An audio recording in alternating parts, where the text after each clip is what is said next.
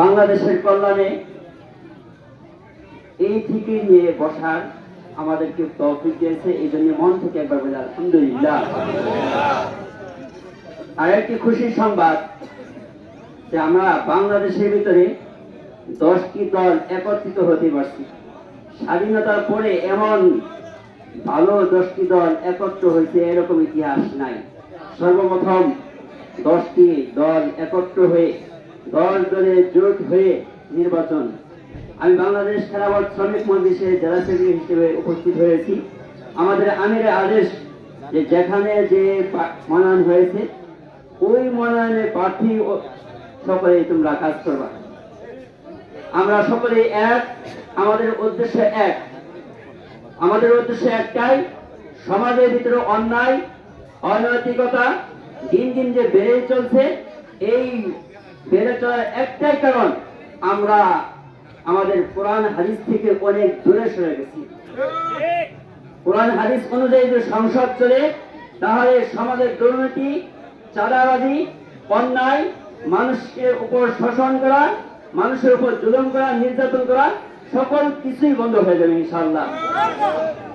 কারণ হযরত ওমর রাদিয়াল্লাহু তাআলা শাসক ছিলেন, সারাদিন দেশের কাজে ব্যস্ত ছিলেন। রাতের বেলায় তার বিছানা ঘুম হয় নাই। রাতের বেলায় প্রত্যেকটা ঘরে ঘরে ঘরে গিয়ে প্রত্যেকটা তার সদস্যের খবর নিছেন।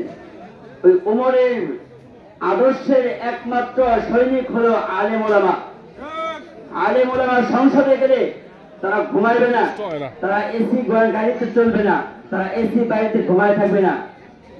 তার প্রত্যেকটা সদস্য কিভাবে চলতেছে এই খোঁজ খবর রাখবে। এমন হবে না যে বয়স্ক ভাতা 5,000 টাকা লাগবে, বিধবা ভাতা 5,000 টাকা, সরকারি রেট যা আছে তাই নেবে, 1 পয়সাও বেশি নেবে না। এটি হইতেছে ইসলাম শিক্ষা দিয়েছে। শুধু তাই নয়, এমনও যদি তার সংবাদে পৌঁছে, তার কাছে এই সংবাদ পৌঁছেছে অমুক এলাকায় একজন ব্যক্তি অসুস্থ, তার কোনো ব্যবস্থা নিতে পারতেছে না, ইনশাআল্লাহ আজকে যেরকম ভাবে আসছে নিজের ইচ্ছায়, ঠিক দেখবেন ওইভাবে আবার আপনার কাছে আসবে। এমন নয় যে আপনি এমপি হওয়ার পরে রাশেদ ভাই ওই শেরপুরে বসে থাকবে অথবা ঢাকায় বসে থাকবে, আপনি ফোন করবেন, বলবে যে বিজি, এখন আপনার সাথে কথা বলতে পারতেছি না। ইসলাম শিক্ষা দেয় না। ইসলাম শিক্ষা দেয়, ইসলাম এমপি বলেন, এমপি তো দুনিয়ার একটা নীতি, সেবক। আমরা সেবক তৈরি করতেছি, ইনশাআল্লাহ সেবক হিসেবে আমাদের ধারে ধারে আসবে। এরকম নীতিবান, এরকম আদর্শবান আমরা কি একজন ব্যক্তিকে সংসদে পাঠাতে পারি না? রাশেদ ভাই কোরআনে হাফেজ, যে কোরআন এই দিনের ভিতর ধারণ করছে, যে কোরআন এই ঠোঁটটা তেলাওয়াত করছে, এই ঠোঁট থেকে, এই মুখ থেকে অনৈতিক অশ্লীল ভাষা বের হবে না। আমরা পূর্বে, আমার বয়স যদিও অল্প, তারপরেও দেখেছি কিছু এমপি, মন্ত্রী, মেম্বার, চেয়ারম্যান, তাদের কাছে গেলে কিছু অনৈতিক খারাপ ভাষা শোনা যায়। এরকম খারাপ ভাষা হবে না। ফকির, মিসকিন এবং কি সাধারণ মধ্যবিত্ত ব্যক্তি যদি কেউ যায় কোন সাহায্যের জন্য, আপনি ছেলে চাকরি হবে, চাকরি একটা দরখাস্ত প্রয়োজন, আপনাকে দৌড় দৌড় করে তারা যায়। ইনশাআল্লাহ আশা করি আমাদের রাশেদ ভাই আপনার সংবাদ পায় ঘুম দিবে যে ভাই আপনার ছেলে চাকরি হওয়ার প্রয়োজন, আমরা একটা সাইন নিয়ে যান, এই ব্যবস্থা হবে ইনশাআল্লাহ। এইরকম নীতি চালু হবে। এই নীতি চালু করার জন্যই বাংলাদেশে 10টি দল একত্র হয়েছে।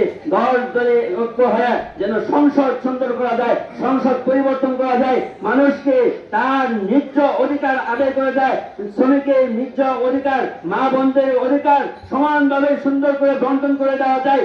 এই জন্য ঐক্য হওয়া সমস্ত আলেমদেরকে।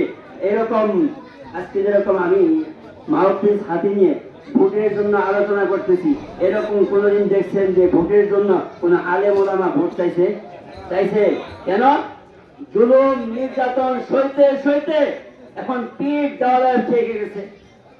এই জন্যে আলেম ওলামা রাস্তায় নিয়ে আসছে, রাজনীতি মাঠে চলে আসছে। রাজনীতি করতে হবে, সংসদে চাইতে হবে, মানুষের অধিকার ফিরে দিতে হবে। মানুষের অধিকার ফিরে দেওয়ার দায়িত্ব এখন আলেমদের উপর চেপে বসছে।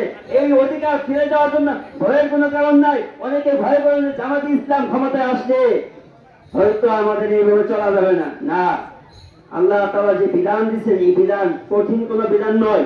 আপনার শ্রমিকের মজুরি অবশ্যই সুন্দরভাবে পৌঁছায় দিবে। আপনি মহিলা মা বোনদের যে অধিকার আছে এই অধিকার বুঝে দেওয়া হবে।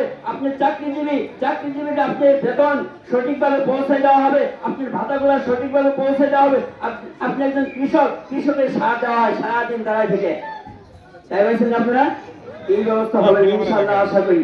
এই জন্য আপনাদের কাছে আমি অনুরোধ করবো, দলের পক্ষ থেকে অনুরোধ করবো, আমার বাংলাদেশ খেলাফত শ্রমিক মজলিস থেকে অনুরোধ করবো, 12 তারিখে আপনারা সবাই একটা করে ভোট হাফেজ মোহাম্মদ রাশেদ ভাইকে দাঁড়িপাল্লা মার্কায় দিবেন ইনশাআল্লাহ। ইনশাআল্লাহ আমরা সবাই রাশেদ ভাইকে দাঁড়িপাল্লা মার্কায় জয়যুক্ত করে সংসদের প্রাঙ্গণ পাঠাইব ইনশাআল্লাহ। সবাই আমরা একমত। ইনশাআল্লাহ আমরা চাঁদাবাজ দুর্নীতিমুক্ত আমাদের শেরপুর গর্ব ইনশাআল্লাহ। আর চাঁদাবাজ আমরা শেরপুর দেখতে চাই ইনশাআল্লাহ। আমাদের সকলকে কবলে মঞ্জুর করুন। আখির দাওয়ানা আলহামদুলিল্লাহি রাব্বিল আলামিন।